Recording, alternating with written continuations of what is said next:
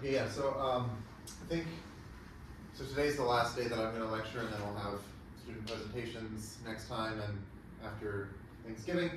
So today might be shorter. I didn't want to start another topic or anything. But yeah, there are a couple papers that I thought I would just share that are kind of related to what I was talking about last time. So one is this paper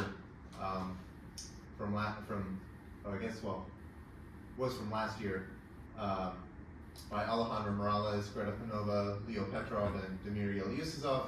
And then there's one that I wrote, sort of building off of what they did. So let me show some pictures. There should be a picture somewhere.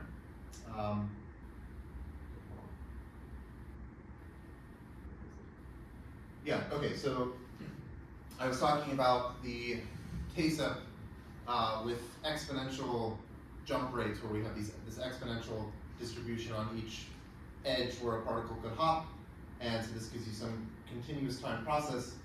But there's an analog of this. So I guess one thing one thing you could wonder is like, okay, well, what if we replace the exponential distribution with some other random variables? And then you can convert this into this last passage percolation picture where you have a bunch of boxes in a rectangle filled with a bunch of independent, say, IID random variables, and then you're looking at this like maximum of the sum of the random variables as you go along various paths. And it turns out that, you can do this for lots of different distributions for the random variable, but there's something very nice about the exponential distribution and also the geometric distribution. And those distributions tend to give you nice things where you can actually write down explicit formulas and you get cool stuff coming out. And it seems like, people have tried other distributions, and my impression is that it's not as nice as what you get for the exponential and the geometric. So here this is, closely related to the geometric distribution picture. So this model is a TASEP on the integers. So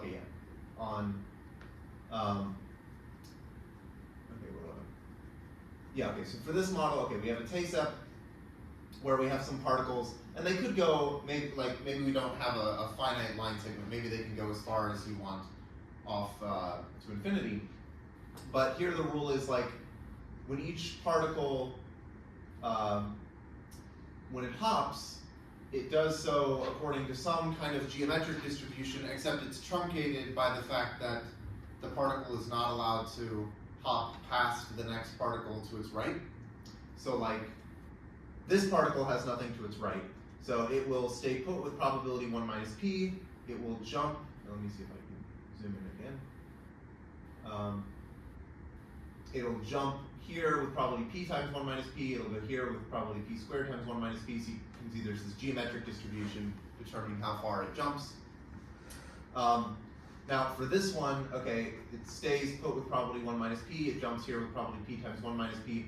But then here, this is p squared, just because it has to get truncated, so it's not exactly a geometric distribution, it's some kind of truncated geometric distribution. And then similarly for this one has to stay still because there's a particle right next to it. Another way you can kind of think about this is, imagine you have a scanner that starts at the very left and it scans from left to right. And so maybe it starts here, and when it gets to this edge, it says, okay, can this particle move over? Well, in this case, no, so it doesn't. So then the scanner moves here, and it says, okay, this particle could move over, so it will do it. It will move with probability p, and it will stay put with probability 1 minus p. And so that's exactly what this is saying. Then the scanner gets to here. Okay, nothing would happen regardless of whether this particle hopped or not. Even if the particle moved, nothing can happen here because there's a particle sitting here. So then the scanner moves here, and it says, okay, there's a particle here, and it could move here, so we'll say that it will stay put with probability 1 minus p, and it will move over with probability p. And then the scanner moves over here, And if the particle had hopped, so if we had moved the particle here, then again the same thing happens where it moves with probability p and it stays put with probability 1 minus p. So basically the scanner goes one step at a time, and every time it gets to an edge where a hop could happen, it says the probability of the hop actually happening is p. And it doesn't happen with probability 1 minus p. And that'll give you the same thing as this if you scan all the way over until you've gone past all the particles. And then you just do another scan, and that'll give you the next step of this process, and you just keep doing these scans. Right, so this also can be analyzed, and there are formulas that people have written down. I think probably I can say something somewhere. Okay, oh, I have to plug in my laptop. Hold on.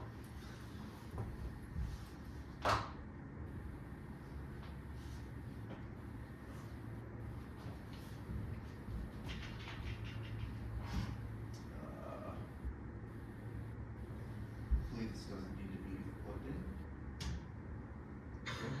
in. Great, nothing broke.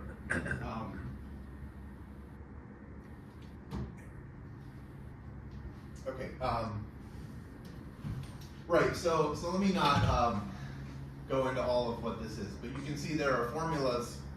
Whatever this is, there's square roots and something.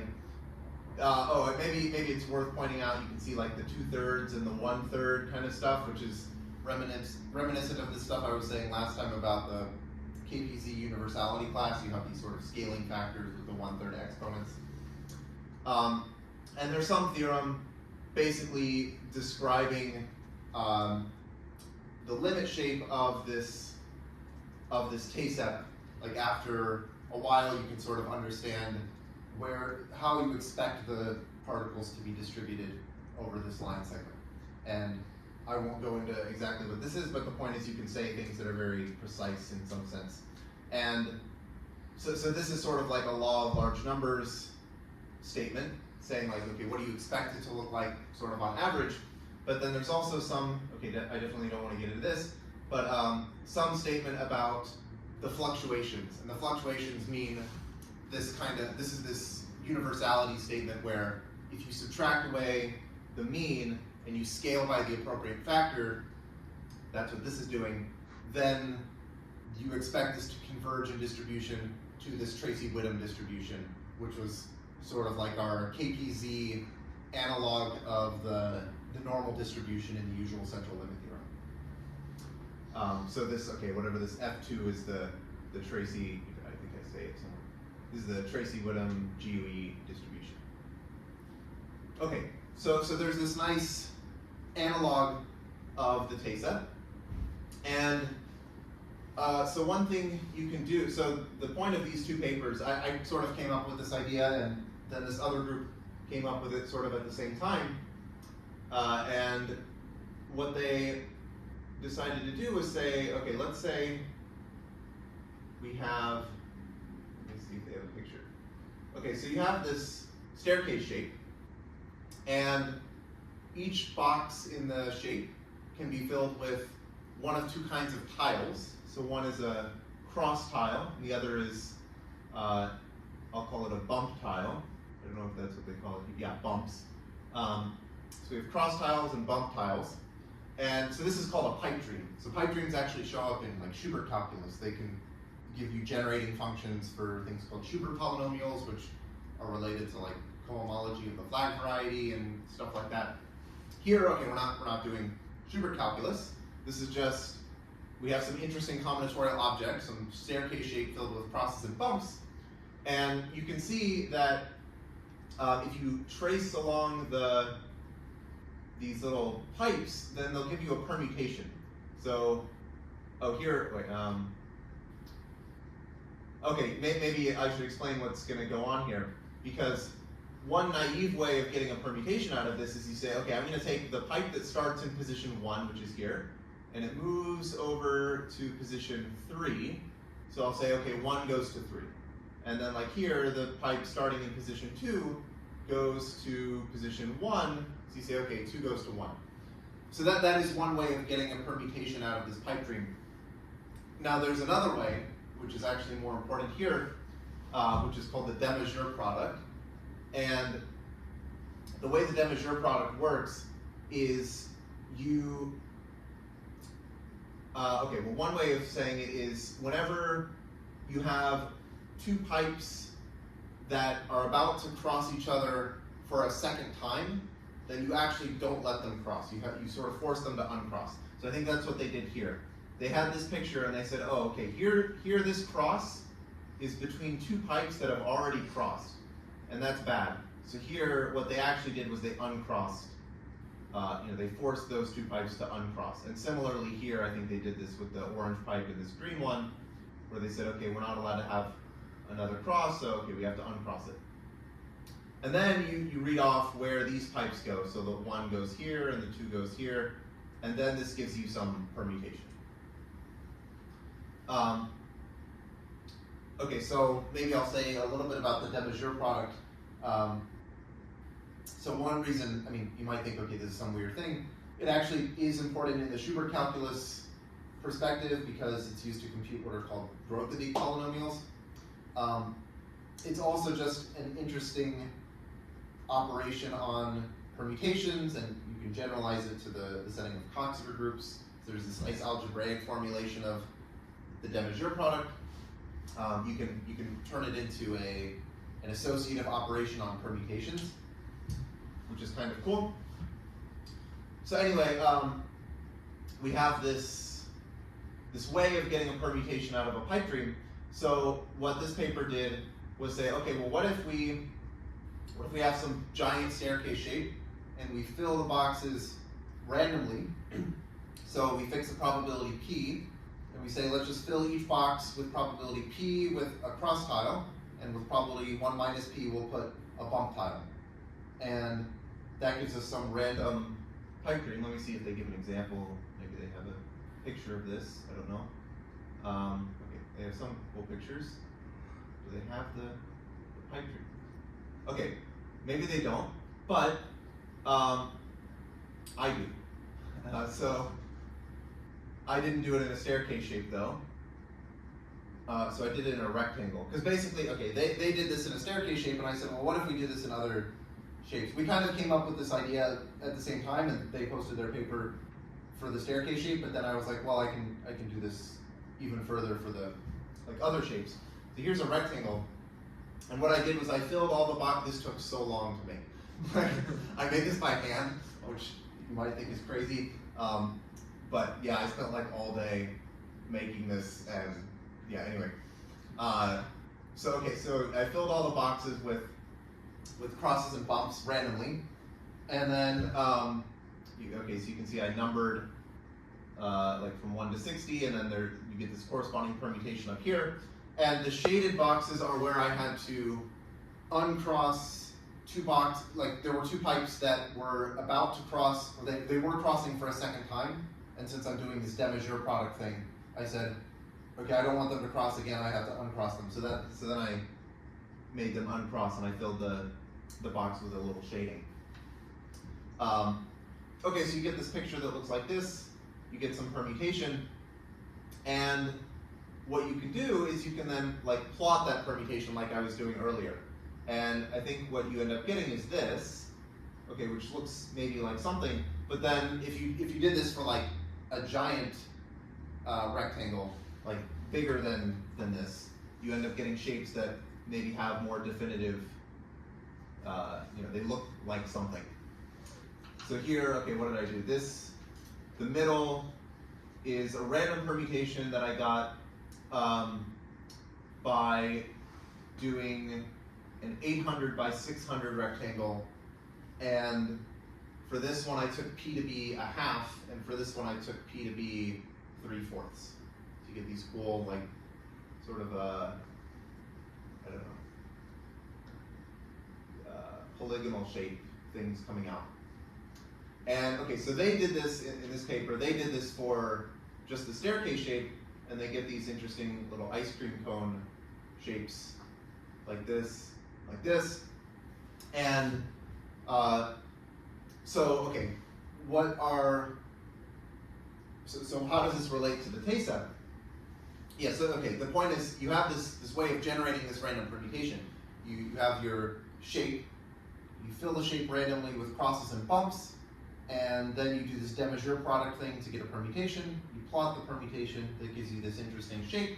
You want to know, okay, well, how do we actually say something about this rigorously? Like, can we prove something?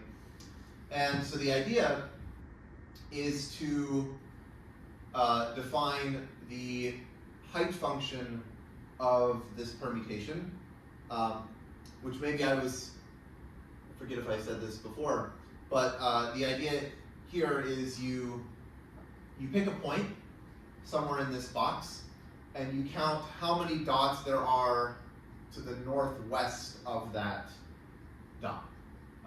So like, maybe I pick a point here, and I count how many dots there are in this northwest rectangle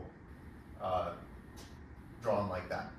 And so that's going to give you some number, and you assign that number to this point.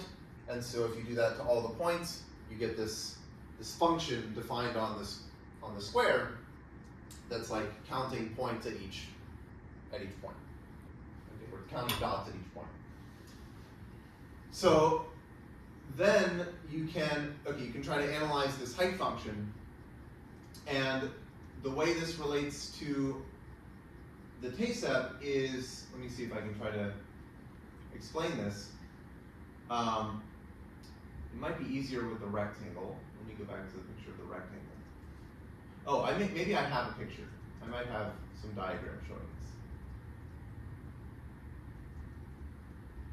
Probably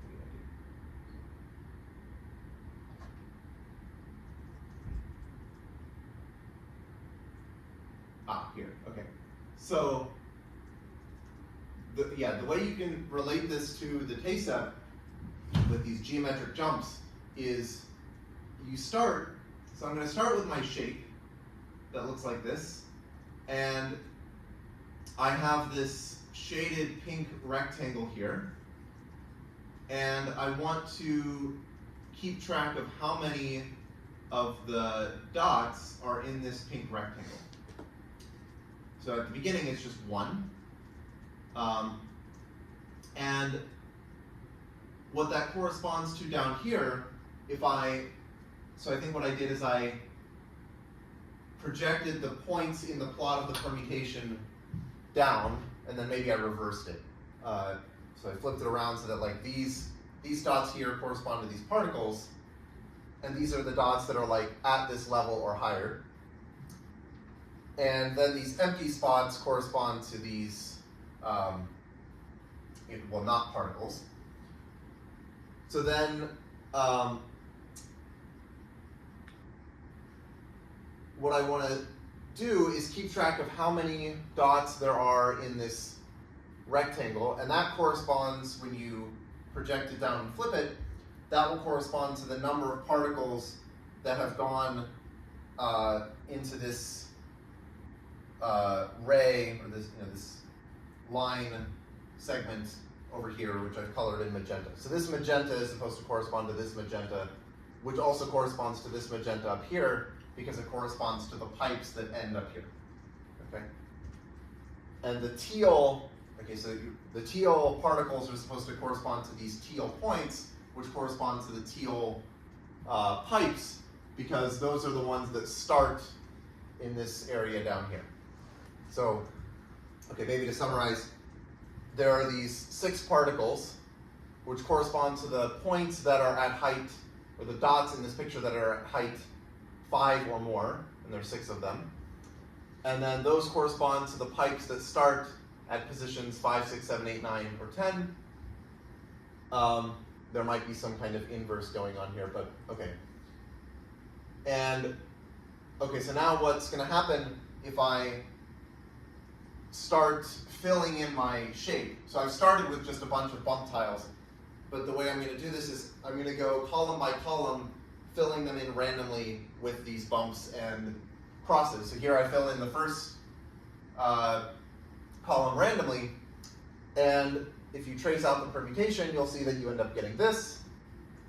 And what that corresponds to is, well, actually no particles moved, and that's because we didn't really do anything to these pipes that are teal. So we didn't affect the teal pipes. But okay, let's see what happens if we do another one. So here, okay, now I filled in this column randomly, and this, I think when I generated it randomly, this was filled with a cross, but I said, okay, it can't be a cross because I'm not allowed to have these two pipes crossed twice, so I have to uncross them. So I had this little shaded box there.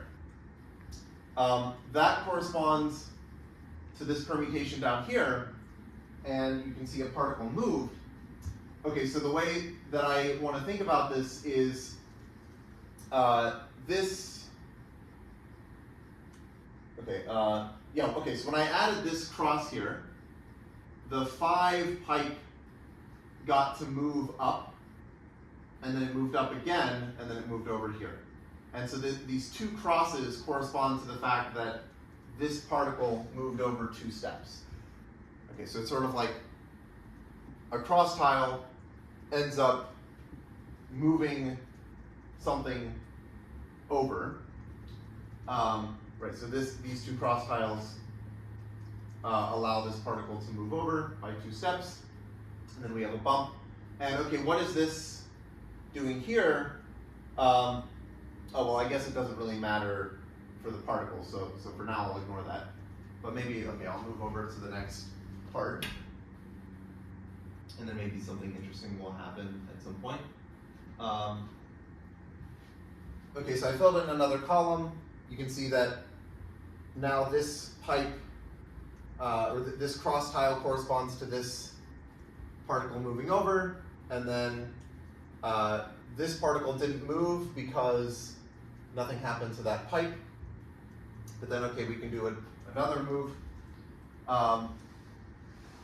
So now I have this cross tile corresponding to should be, oh, okay. I have a cross here, but it's between two teal pipes. And that basically corresponds to like the 7 and the 8 swapping, right? Okay, so I have this cross tile, which corresponds to swapping these 2 particles. Now, the fact is that when we care about like the positions of the particles once we project down, that actually doesn't make any difference. So that actually didn't change any of the particles over here. Like it was supposed to affect these particles, but it didn't really do anything. And you can kind of think of it like the fact that they're both particles means that like you can't actually move them past each other. Or maybe another way of saying this is like, yeah, okay, maybe that makes sense, I don't know. Yeah, swapping to like teal dots doesn't change the particles. But then, okay, what happens here? Okay, but here, let's see. This particle moved over by 2 because of these cross tiles. Yeah. And then here, okay, I filled in more. Yeah, so maybe you can see that like there's this way of translating from the pipes to the permutation, and then this ends up giving you some particle system. And so sort of what I was saying last time was when you have this this is kind of an analog of the oriented swap process. I said, okay, you have this oriented swap process where you have the particles moving along, and you have the permutation that's changing. And if you keep track of like all of the points that are like all the dots that are at most k, and you project that down, you get a copy of the Tay-set. This is very similar, except now it's this geometric jump Tay-set instead of the exponential jumps. And yeah, so it corresponds to this pipe dream picture. What else do I want to say about this? Yeah, so I guess the point is that, okay, because now there's this these known results about the TASEP, about the limiting distribution and the fluctuations, then that can allow you to say something about the height function for this particular rectangle. You can understand, like, after a long, if you do this for a large permutation, you know, large shape, and you fill it with bumps and crosses, then you can analyze the height function for a particular magenta rectangle like this by analyzing this K-set and looking at, like, how many particles end up in this magenta region after a certain amount of time. And so then you can understand that, but then the point is you can do this for all of the different rectangles, and that allows you to say something about the height function for this limiting permutation, the one that has, like, the cool shape, like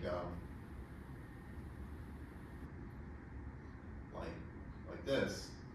So you could say, okay, I understand what the height function should look like here, and I can understand what it looks like here, and if you can piece all that information together, then you can get some description of what the shape of this permutation should look like. So maybe one other thing I'll mention is this thing. Okay, this isn't exactly, okay, it's something called a permuton. So a permuton is a limiting shape of permutations. Basically, if you have, one way of thinking about this is if you have a large permutation, then you can get a probability measure on the unit square basically by filling in rectangles. So, like, okay.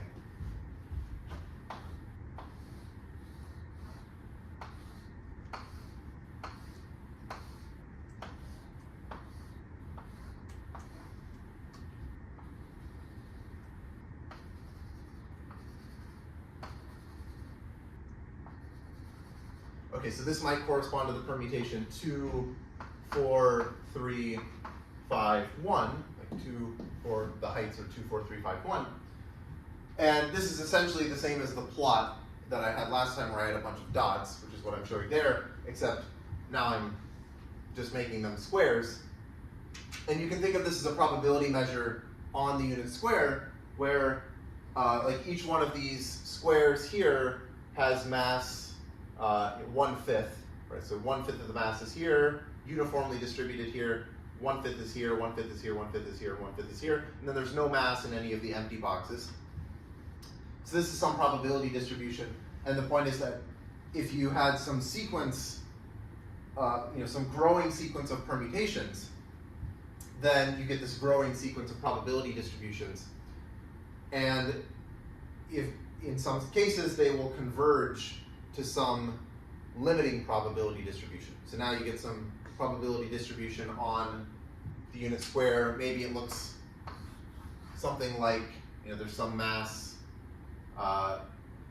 here, right? Maybe it could be something like that, where, okay, you have mass in here and there's no mass out here, and it's like a continuous distribution.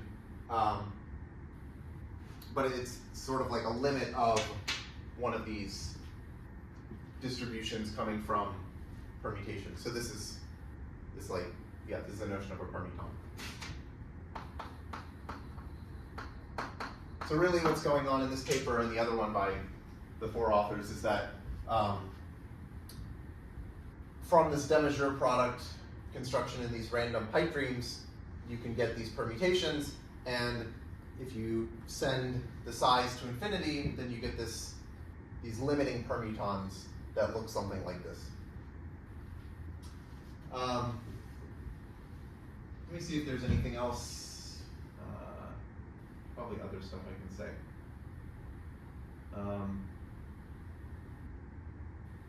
I'll show some pictures. Okay, yeah, maybe I'll talk a little more about the Demageur product, because this is just kind of cool. This is maybe more of an algebraic thing, but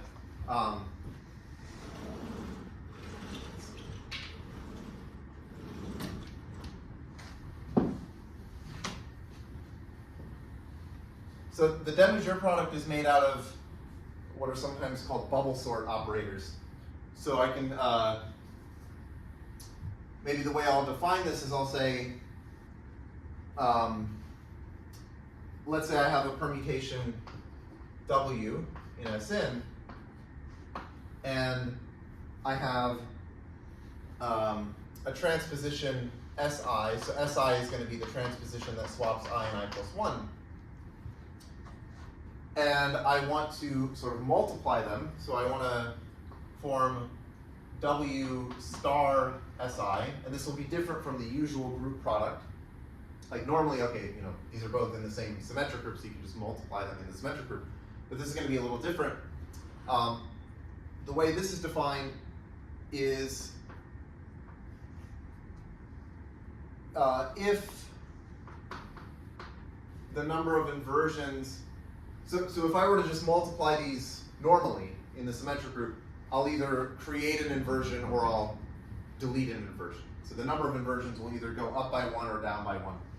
And so if the number of inversions goes up by 1,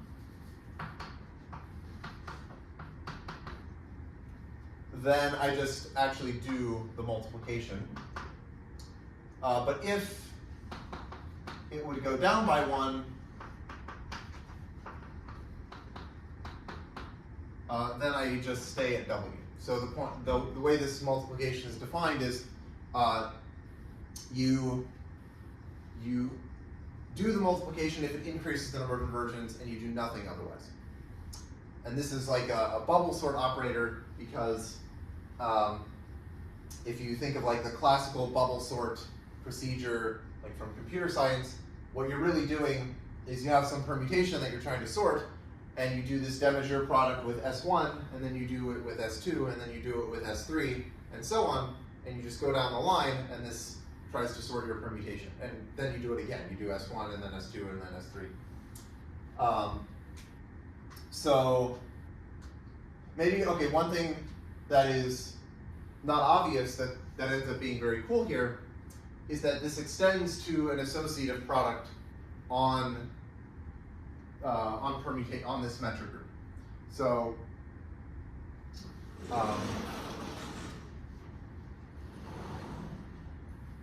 so this extends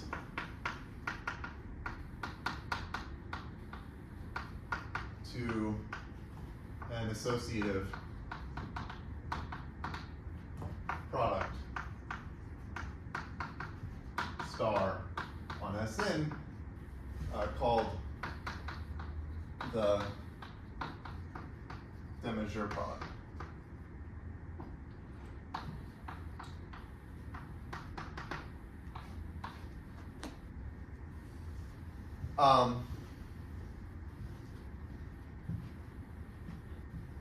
So one way of reformulating what this de Moivre product in terms of pipe dreams is doing, maybe I have a picture illustrating this too.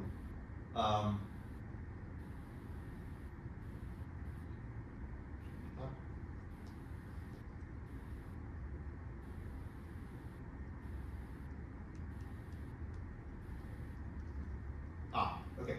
So if you have a pipe dream or like a shape like this, then there are like these diagonals. There's this, so there's like what I labeled L1 here. That's like the first diagonal. Then there's like L2 and L3 and L4. And what you can do is imagine you fill all of the boxes with these adjacent transpositions, these SIs. So maybe I have some shape. It could just be let's just take a rectangle.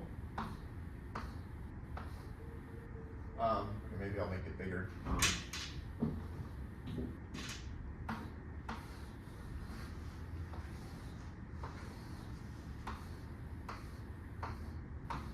And I'm going to fill in an S1 in this box, and I'll fill in S2s in these boxes, and I'll put S3s in these boxes. and I'll fill in S4s here, and S5s, S6s, and S7. And now what happens is so let's say I fill in the boxes with crosses and bumps. So maybe maybe I'll use a different color. So maybe I have a cross here and a cross here, a bump, and a cross, and a bump, cross, bump, bump.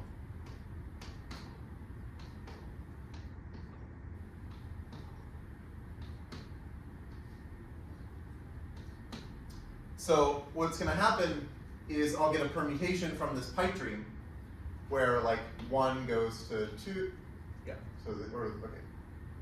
1 goes here, this is 2, so it goes over to here.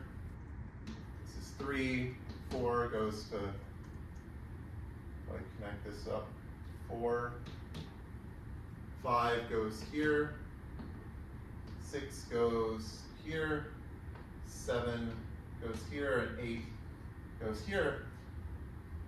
So what's happening is every time I have a cross tile, I am swapping two pipes. So that corresponds to like doing an adjacent transposition, right? It's like I'm swapping two adjacent pipes. And so what actually ends up happening is, you can imagine, let's say I were to write out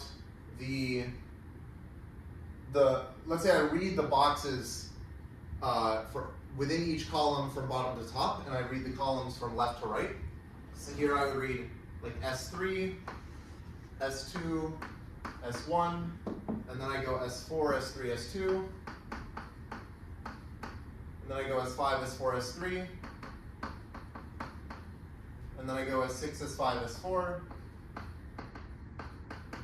and then I do S7, S6, S5. So that's what I get by reading like this. And now,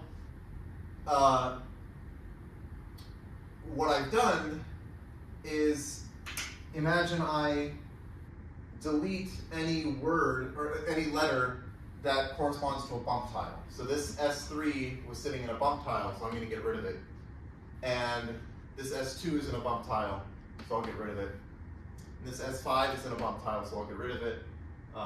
Same with, this S3 here, and this S6 and this S5, and then this S5. And what will happen is, because the ones that I have left, these adjacent transpositions, correspond to the cross tiles, which are where I'm actually like transposing to adjacent pipes, it's not too hard to convince yourself that if I multiply out these remaining adjacent transpositions in the symmetric group, then I get exactly this permutation. I think it's that permutation. It might be the inverse, depending on if I remember this correctly, but it's one of those. So this is like a way that, okay, you have this pipe dream, but you can think of it as like a subword of some fixed word. It's like there's a word associated to this shape, and I've deleted some letters corresponding to the bump tiles, and then I take the product of this. And so that gives me some permutation. If I chose the pipes and the bumps randomly, this gives me some random permutation. And what I'm doing here is a little bit different, because I have this Desmaiures product where I have to make sure that no two pipes cross each other twice. But that's exactly the same as this Desmaiures product. It turns out it's the same as this version of the Desmaiures product. Because what this rule basically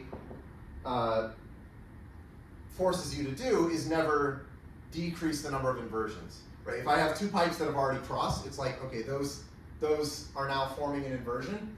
And if they're about to cross again, that would be removing an inversion if they cross for a second time. So this Desmaiures product rule over here says you're not allowed to let them cross the second time, so you have to undo the cross. And that corresponds to over here saying you're not allowed to you're not allowed to go down in the number of inversions. You have to just stay still and not do anything. So what this actually corresponds to doing over here in this random setting is it's like we have some random pipe dream which corresponds to some random subword of a starting word, and then we take the de Maugiure product of that subword. So that's like an algebraic way of formulating what's going on in this setup. Let me see if there's anything else. Yeah, maybe there's. Oh, well, let me talk about the bubble sort. So, yeah, another thing. I saw this YouTube video, and it was like this guy running bubble sort. So you just like sort your permutation like by doing bubble sort a bunch, and then actually, well, okay, and then like it forms some shape. And I was like, oh, I wonder what happens if instead of doing, so bubble sort is like you do the de Maugiure product. You start with your. I think okay. What he did was he said, let's say you choose U in Sn uniformly at random. And what bubble sort is actually doing, if you think about it in terms of the de Maugiure product, is you're doing the de Maugiure product with S1, S2, S3, all the way to Sn minus 1, and then you do it again. Then you say, okay, now I'm going to keep going, S1, S2, Sn minus 1, and then you just keep doing this. And so maybe after some amount of time, maybe after you do this 7 steps, you want to say, okay, what does this permutation look like? So one way you can think about this is you have started with a uniformly random permutation, which is where the randomness comes in, and then you apply the de Maugiure product with some fixed sequence of adjacent transpositions, and I wanted to choose like a different sequence. Instead of using this, you can maybe do some other thing instead. And so I got some pictures that look like this, I guess. So here I have a uniformly random permutation, and then, oh, maybe this might actually just be bubble sort. I think this is just the usual, I want to say the usual bubble sort. So you get this picture showing up like this after you do some number of steps. Then you get this, and this, and this, and this. But you can choose other sequences and you get other shapes. Maybe I have, oh, like this. Here I think, I forget exactly what the sequence was, but you end up getting some kind of alternative sorting procedure where you start with a uniformly random permutation. It starts sorting, and you get this kind of picture showing up. And you can analyze this also, well, using something related with the case set. Let me see. I think there are just some other cool pictures at the end that I can show.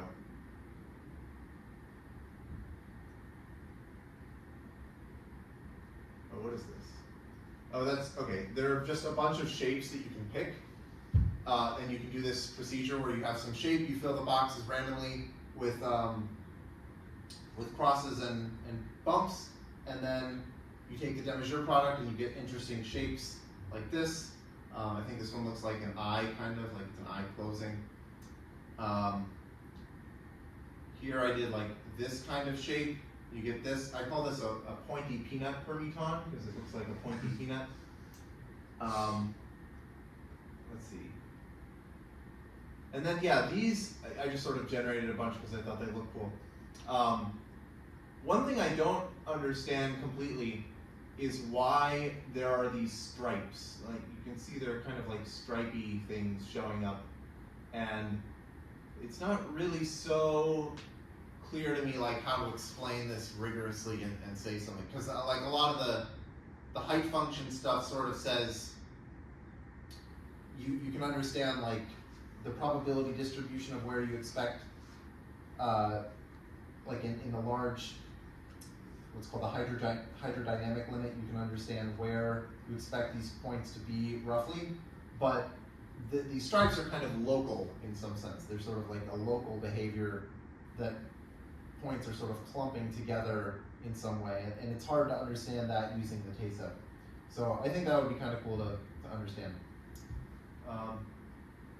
Anyway, I think maybe that's all that I'll say about this.